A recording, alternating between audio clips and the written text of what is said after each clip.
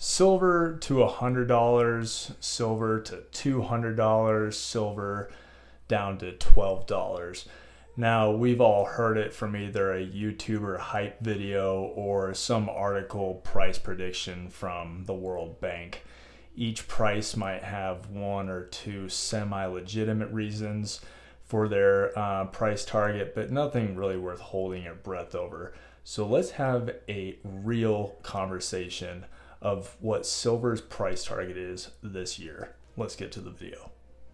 What's going on, guys? I'm Stateside. Welcome to my channel, and don't worry, I'm not trying to get you to like and subscribe, but if you have an unhealthy addiction to gold, silver, and numismatics as much as I do, then I promise you're in the right place. And as viewers, you don't get the recognition as you deserve, so I want to say thank you for taking the time out of your day to watch my content. Helps me out tremendously. With all that being said, let's roll it. You guys want to know one mint I just can't get enough of, and that is the Scottsdale mint. These guys put out some of the coolest products out there, especially their stacker coins and bars, having a high relief 2-ounce bars, or even their awesome little Barbados pineapple privy coins. But enough about those, even though I could talk about those all day. So I've never liked the $200 silver talk. You know, all it does is it gets your hopes up, and then movement like we've seen recently from $27 to $32 all of a sudden seems super insignificant when it's actually the complete opposite. It's a huge step in the right direction. It takes away from those $1 prices that rise over during the day, and silver, which we all know is a big swing in the silver world. And if we saw silver hit $200 this year, we have some seriously big problems in the world, and silver is not going to be helping us then. And although videos like this aren't the most exciting, I do enjoy them because it tends to draw out the trolls and the comments bashing silver. Now, it's either because they really don't like silver, or they're just gold fiends, or they're upset they didn't buy when we told them to get in at $22. So what is a realistic price target for silver this year? Well, all of that could be determined over the next couple weeks. See, when silver does a drastic spike based on some news, the Fed meets, blah, blah, blah, it usually has a 1 to 2 days where it spikes up or it drops, and then it finds its balance in the middle again. And that's where it will stay. But that didn't happen this time. This time we hit a wall at $32.50. And then last week it dropped down to 30 before closing. And that's where we found its support.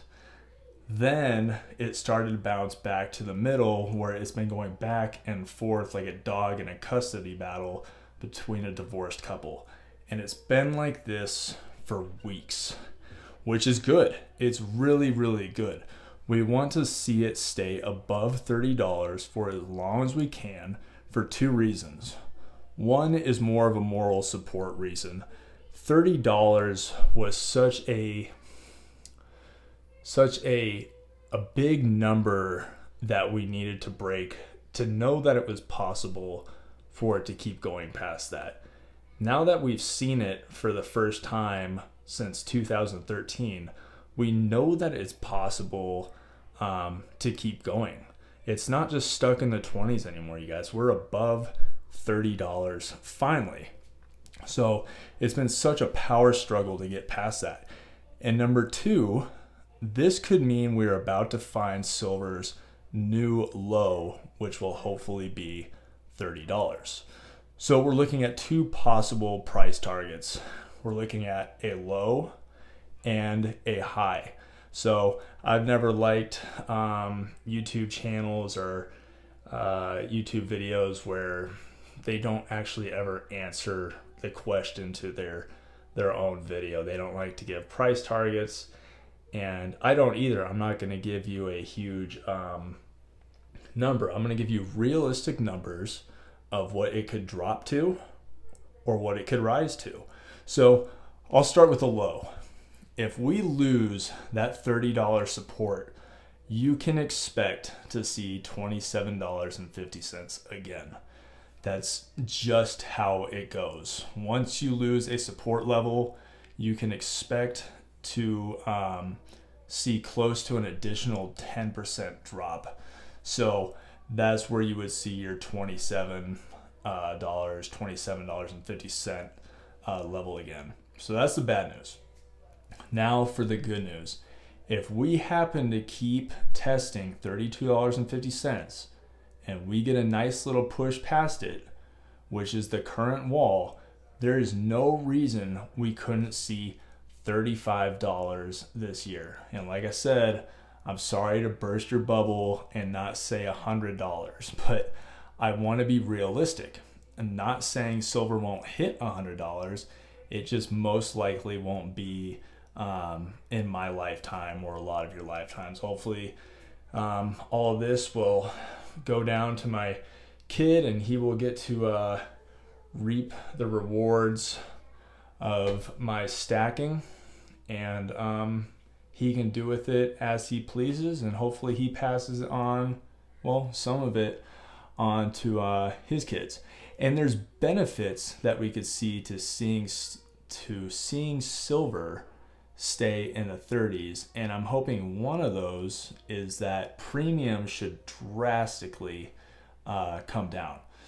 With silver that high, there is no reason premiums should be close to what we've been seeing recently. I miss back in the day when American Silver Eagles only had $1 premium and constitutional silver was sold under spot.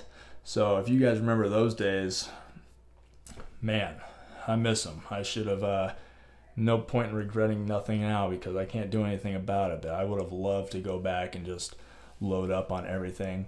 So a little bit of advice is enjoy the rise in silver and just take advantage of the dips.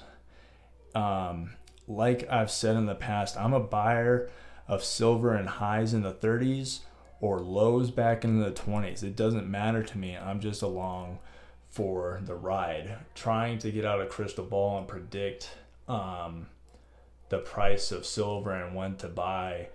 All that's going to do is just drive you insane. So I have my bi-monthly purchases where I'm buying no matter what. I would love to buy more in the 20s, but I'm also excited to finally see silver above $30. So here's the question. Are we going to see silver test $30 more, or are we going to see it keep eating away at that wall at $32.50? And the next few weeks will really, really decide that. So I want to hear what your guys' predictions are. I don't care what they are. I don't care if you say 35. I don't care if you say $300. But if you do say $300, please don't just say it's being manipulated. Give me some, I'm just trying to learn. I'm not picking on you. I want to actually hear what your reasoning is behind why you think it's going to be that much. So hope you all got something from this video, and I'll see you in the next.